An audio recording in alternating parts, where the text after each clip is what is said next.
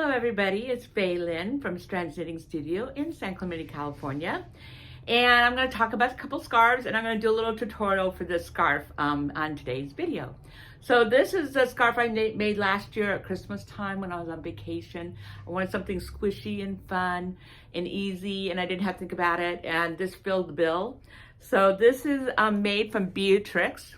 So Beatrix is a juniper moon yarn, and it is a merino Angora. It's got some Angora in it, and it's really soft. This pattern is a Fisherman's rib, and that's going to be the tutorial, what the Fisherman's rib is, which makes it really squishy, and of course it was on big needles. And then the fun part of this was that I added tassels to it, and they actually run, I don't know if you can pick up, but you can see I ran these all the way through the whole thing. So, you know, you got the same tassels on both ends. And that I did with our teeny weenies. So you don't have to buy, these are like 5 for $15. So for $15, you can get 5 colors and run them. And as I said, this I think would be really pretty, and you could do like this with blues and purples or something, or blues and cream. Or anything, you know what I mean? This can be a big part of the design that you use. We have this in a light gray, light gray, this one, and a gray, a regular gray. And I think we have a black over there too. So a black would be really pretty too. Tassel, you know, run stuff through and tassel. But this is a really fun project. This part doesn't take that long, so it's all good. And yeah, and I'll show you what a fisherman's rib is in a minute. And then I just wanted to remind you of last week's scarf. Knit. This is on a 13 and a 4. That's how you get the ruching that's going on. You can see the ruching. And this is Laura. And this is a brushed alpaca. So again, this is not scratchy. This is very, very soft and cuddly. Love this. We have this in white, gray, light gray, dark gray, and this pink, which this pink is like, oh yeah. Of course, I did pink last week too. So, so that's our scarves, and everything's going, we're getting more yarn. We got so much yarn in last week. We got so much yarn in last week. We had a hard time getting it in the walls, and we have more coming in. So that's all really good. We have a new sweater in the store. You'll have to come take a look at it. And I hope we see you really soon. Oh, I know what else. We have our 2 new Dreamin' colors. So we have the pop-up club. Not pretty, but this is the one that stole my heart. This is the socket club this time. Isn't this adorable? I'm going to put up a picture with it half knit up, because this actually does a little bit of striping, but it's not like red and white. It's got these other colors. It's so pretty. And then with this green for your toes and heels, or again, these all can be scarves or cowls or hats or anything like that. But isn't that just an adorable? It's like Christmassy without being too Christmassy, which is such a good thing, right? So those are in the store. And then these right here, we still have some of these from last month. And I did a Fingerless Mitt. I doubled it because this is fingering yarn. So I doubled it so that it would be on a 4 instead of like a 2. And so and it's up really cool when you double it. See how it sort of looks, I don't know, to me it looks almost woven the way the colors move. But so we still have this color too. And you can make fingerless gloves. Great present idea. Okay, so I think that's going to be it for now. And I'll turn around and do a tutorial. And I look forward to seeing you guys in the studio. Bye. Okay, so now I'm going to talk about Fisherman's rib and show you how to do a Fisherman's rib. It's very simple. If you can knit one, purl one, you can do this. A Fisherman's rib, it's just a knit one, purl one, but it's very textured and puffy because you knit one below the stitch instead of the stitch on the needle, your knit stitch. You knit 1 stitch below, which is the one you would knit into if you're taking out your knitting. So it's also a good way to learn how to take out your knitting. So I'm going to show you. It's very simple. So when you're knitting, you're going into this stitch, well, you're going in like this, right? You're knitting. We're going to go into the stitch below. Now, the stitch below is literally the yarn is coming out of this stitch below the needle. That's the stitch you're going to go into. And you're going to go straight into it. And then you're going to wrap the stitch. And you're going to come back out of that stitch because you can't come out any other way. And then you're going to take the one off your needle, and it's going to drop down and get caught. Both stitches are sitting on your yarn. And then you purl a stitch. Here you can see how there's 2 strands here for the purl. One was the one that was on the needle, and one is the one that was the knit stitch below. That 2-strandedness that's happening on the purl side or the back of the knit side is what makes it puffy. So this is a purl, so you just normally purl it. And now again, you're going to go into the stitch below the needle. So this is a stitch on the needle. You literally go into the stitch below, and you can pull on this if you want. I'm sort of pulling this way a little bit, so it makes it easy for me to see this. Go in, wrap it, and you come back out the same stitch. If you go in a stitch one way, you have to come back out the same stitch. You can't go out another stitch. And then you take this one off your needle, and it gets caught right there. So both stitches are now caught right there. Now you're going to purl. Again, here we go below the stitch below. Wrap it, pull it back through that stitch, and let the top stitch go. And we purl. And again, the stitch below. Come back through, drop that one off. Purl. Stitch below, wrap it, come back through that stitch, drop this one off. Purl, go back through this stitch, stitch below, go in, wrap it, come back out that stitch, drop it.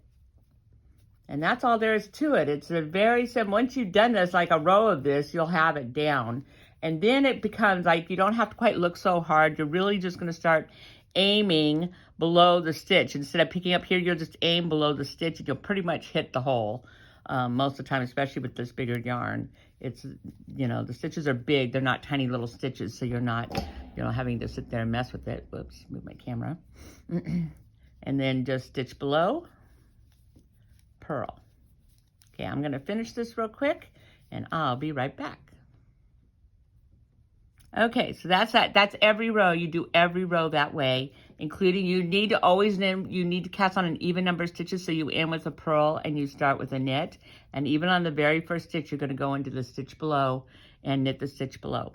Now, the problem with Fisherman's rib is it's really hard to fix it if you mess up. So what you need to do, and don't do Fisherman's rib unless you do this, is you need to put in a lifeline. So if you haven't heard of a lifeline, it's a piece of yarn. You need to be really close to the same thickness as the yarn you're using. Do not use thinner yarns because the stitches just sort of drop down and they're hard to pull up and get back up again. But the yarn you're using, don't use the same color you're using because you need to be able to see it. And you're going to thread the yarn through your stitches. So move your stitches down to the cable, and then you're literally just going to thread the stitches, the needle through your stitches. Try not to get to snag any of your stitches. Don't split your stitches. So a blunt needle is best. A bigger blunt needle is best because that's the best way not to get your stitches. This yarn is a tube, so it'd be hard. I don't know if it's harder, but with a blunt needle, it'll be really easy not to snag stitches because it's not plied like this one's plied. And get them all the way through your stitches. And then what happens is if you make a mistake and you need to rip out, you'll literally take your knitting off your needles, which I'll show you in a minute. And you'll take your stitches off your needles and you'll pull, and it'll stop at wherever you put the lifeline in. Make sure your lifeline is much longer than the width of your piece, so that, you know, as you're working, it doesn't start sneaking out the end stitches. But that makes fixing perfectly fine and fast. Like anybody can now fix this because it catches the stitches right where they are, and you don't have to deal with these double stitches. It's hard to figure out what to do with those and how to take them out. Taking it out stitch by stitch, I mean, it can be done, and if you are taking out, that's the way I would do it, is stitch by stitch.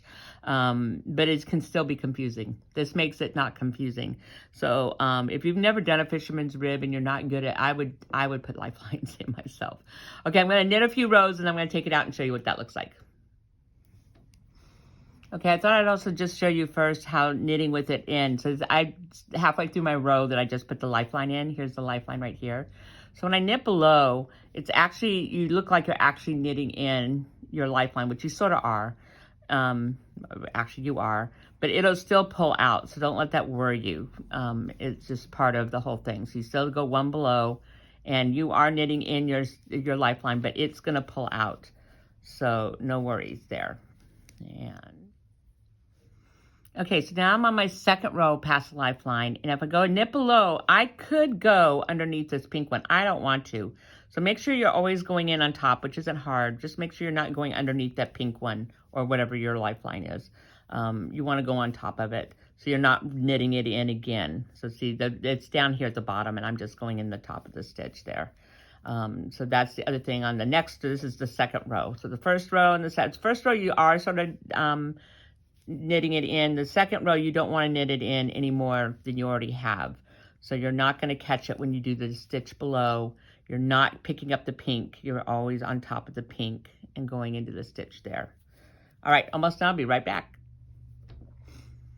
Okay, so I've done 2 rows and I'm going to take it out. So literally I'm taking it off my needles. I know, scary, scary, scary. But when you take it off your needles, if it's a woolly kind of yarn, silk, you're not going to do this because it'll just sort of disintegrate on you. There's certain yarns that are silky that you're not going to do this. But if it's a woolly yarn, you can take it off your needles and it isn't going anywhere unless you pull on it. If you pull on it, then it'll start coming out. So I'm now going to pull out my stitches and they just come on out.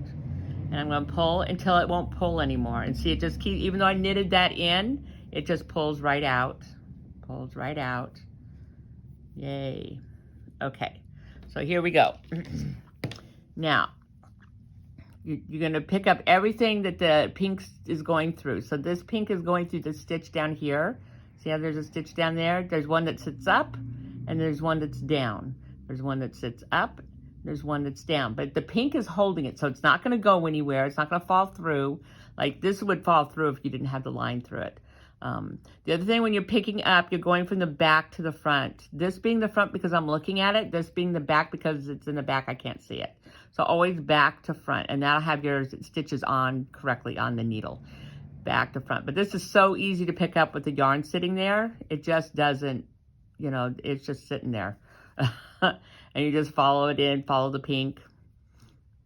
And this can be done with anything you're working on. I'm a big believer in lifelines. Anything you're working on, you can put in lifelines and then be able to take it out without worrying about, oh my God, dropping off stitches or missing stitches and all that kind of good stuff. If you're in a pattern that you're actually following rows, you need to mark down what row you put the lifeline in. My lifeline is in row 3, meaning that the next row you're going to knit would be row 4. You know, or you could put my lifeline is in row 3. I will be working row 4 if you want to make it, you know, so your brain can sort of get it. But lifelines are an easy way to be able to take your knitting out off your needle and not be afraid of dropping stitches. So there we go. Didn't drop a stitch. Didn't have to worry about it. It just went in like nothing else.